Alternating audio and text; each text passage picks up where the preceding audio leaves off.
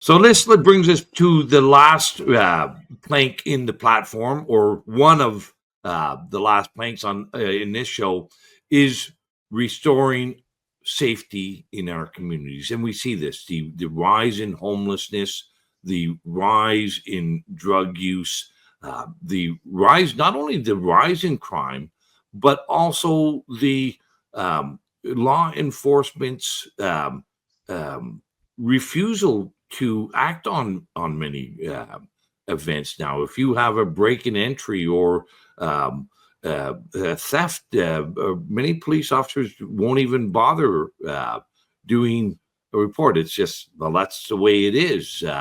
Um, so, how's the Ontario Party going to redirect and bring safety back into our communities, Derek? Well, there's a lot of tools that have been taken away from police, and we need to make sure that we give them the resources they need to do their jobs. We're seeing a situation where it's like catch and release. Violent criminals are given easy bail. The premiers need to band together and demand changes at the federal level. We're seeing a crazy mismanagement of our criminal justice system. Our police are able to do the job, but they need the tools to do so. And we're going to make sure that that happens. It is absolutely unacceptable that we're seeing multiple, violent home invasions, violent carjackings. Part of this, of course, has to do with our lax immigration system, which is enabling the infiltration of, international criminal elements. But that's not the entire answer. We need to empower our police to take back the safety of the citizens of Ontario. Well, we also see that the police, especially in the last couple of years, Derek, have taken a great interest in prosecuting and charging people over minor charges such as mischief, and well, leaving the great criminals like the TD Bank, which I mentioned, who was convicted in the United States.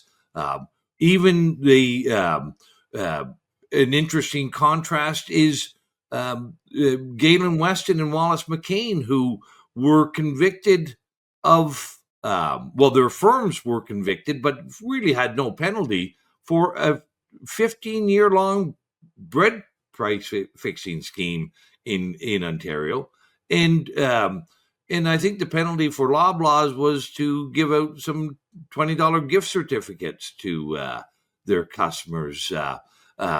What do you see the role is for the Ontario Party and you in shaping and directing our police officers and law enforcement to really go after the bad guys, or are we going to just keep going after the mischief makers while we leave the money launderers alone? Well, Randy, when you and I were, holding rallies to protest the government's, draconian actions during COVID, the police had no problem charging us criminally for such crimes as being in a crowd of more than 10 people and other such ridiculous things. So yes, there is an element there of new leadership that's needed, but I do believe that most policemen and women want to do their job properly, but it's demoralizing when you're arresting someone who's out, for a violent crime, and they're out on the street the next day on bail doing the same thing again.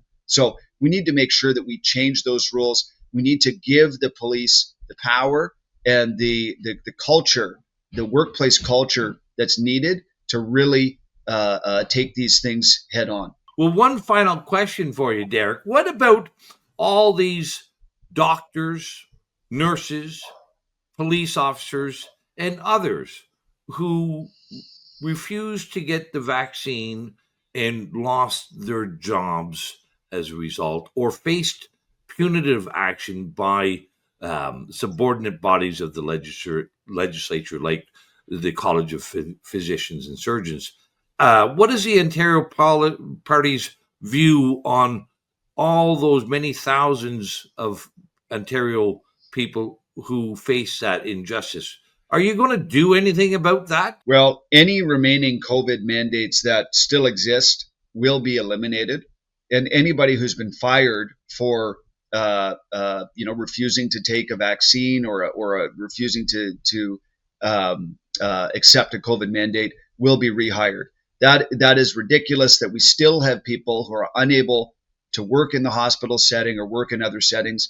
Those will be eliminated immediately under an Ontario Party government. Well, listen, thanks for giving us an update on the Ontario Party and this very unique and substantial platform.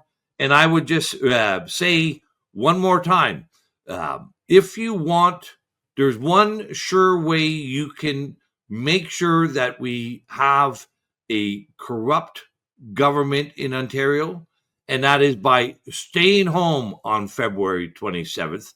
Stay at home, don't vote, and you can have another 4 years of a corrupt Ford government.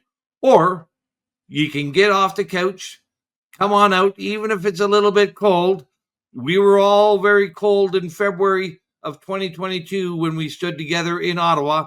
Let's do it again, but this time going to the ballot box on February 27th. Thank you very much, Derek. Thank you so much, Randy. Glad to be here. Get out and vote for the Ontario Party. We are the choice to take back Ontario.